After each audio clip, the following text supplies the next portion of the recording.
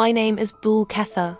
This is the story of a love that faced tradition, fear, and faith, but ultimately triumphed.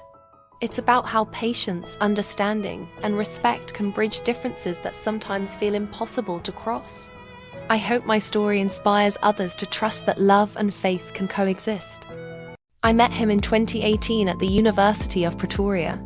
I was 18, and he was 22.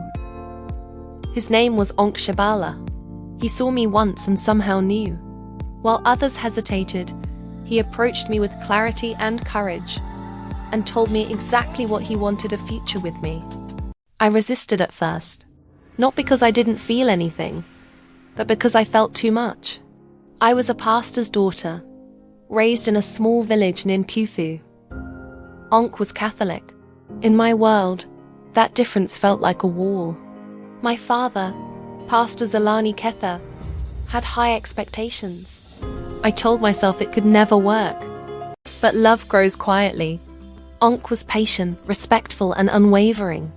When I shared my fears, he said he was willing to convert, that if faith was the bridge we needed to cross, he would walk it with me. That was the moment I fell completely. After graduation, I went for community service. Onke returned home to our village in early 2022 and formally approached my family. My mother, Zinhil, had already passed away, but my father stood firm. He set conditions conversion to our church being the most important. Onke agreed without hesitation. One day, my father said he could no longer give me out in marriage. He feared I would leave our faith. Onke promised he wouldn't, but my father's answer remained no. I felt trapped between obedience and happiness. When my father fell ill, Onke showed up not as a suitor, but as a son.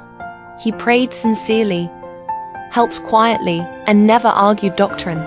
One night, my father overheard him praying humbly to God for his healing. That moment softened his heart.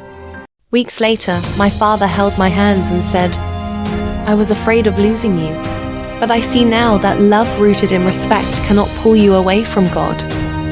He gave his blessing. Our traditional marriage in the village was joyful, filled with laughter, music, and unity. The church wedding followed not as a victory of one denomination over another, but as a celebration of love, faith, and understanding. My father walked me down the aisle, and my heart finally felt whole. This journey taught me that love is not always loud or forceful.